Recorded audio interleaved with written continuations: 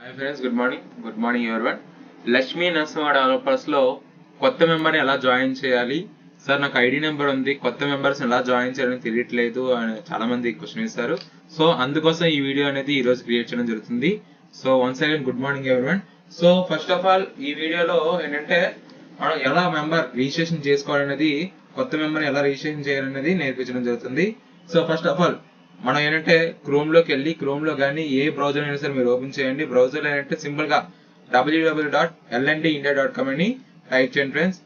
So type చేయగానే ఇలా website అనేది ఓపెన్ అవుతుంది. వెబ్సైట్ ఓపెన్ అయిన తర్వాత ఏంటంటే సింపుల్ గా ఫోన్ లో అయితే ఇక్కడ స్లైడ్ బార్స్ అనేది ఉంటుంది ఇక్కడ. ఓకే, సో ఓపెన్ చేసిన తర్వాత ఇక్కడ మెంబర్ లాగిన్ ఉంది కదా, మెంబర్ లాగిన్ మీద క్లిక్ చేయండి. మెంబర్ లాగిన్ మీద క్లిక్ చేయగానే ఇక్కడ అంటే మీ ఐడి నెంబర్ అండ్ పాస్వర్డ్ అనేది ఇక్కడ ఎంటర్ చేయండి ఫ్రెండ్స్.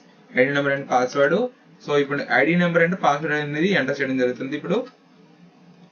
సో ఐడి నెంబర్ అంటే enter user name and password అనేది ఎంటర్ చేయడం జరుగుతుంది. ఎంటర్ చేసిన తర్వాత సైన్ మీద క్లిక్ చేస్తాము.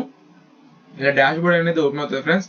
డాష్ బోర్డ్ ఓపెన్ అయిన తర్వాత ఏంటంటే మీరు సింపుల్ గా ఇక్కడ ఏదైతే ఉన్నదో ఇక్కడ 3 లైన్స్ అనేది, ఫోన్ లో అయితే 3 లైన్స్ ఇక్కడ షో చేస్తుంది. ఇక్కడ పైన ఈ పైన క్లిక్ చేయాలి. ఈ పైన క్లిక్ చేసిన తర్వాత ఏంటంటే ఇక్కడ యాడ్ న్యూ మెంబర్ అని ఉంటుంది చూడండి. ఇక్కడ ప్లస్ సింబల్ ఉండి, ప్లస్ అంటే యాడ్ అని గుర్తుపెట్టుకోండి, ప్లస్ సింబల్ అంటే న్యూ మెంబర్ అని ఉంటుంది.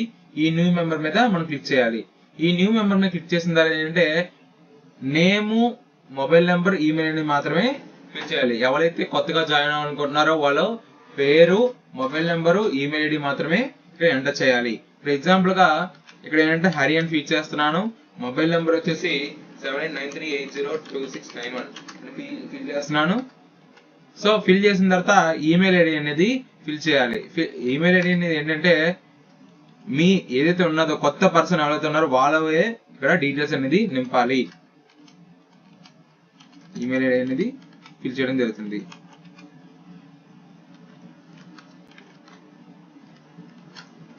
ఓకేనా ఫ్రెండ్స్. సో ఈమెయిల్ ఐడి అనేది ఫిల్ చేయడం జరిగింది.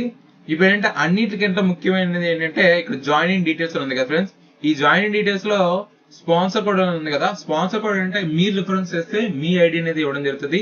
లేదు మీ ఫ్రెండ్ కి రిఫరెన్స్ చేస్తే మీ ఫ్రెండ్ రిఫరెన్స్ అనేది ఇవ్వడం జరుగుతుంది.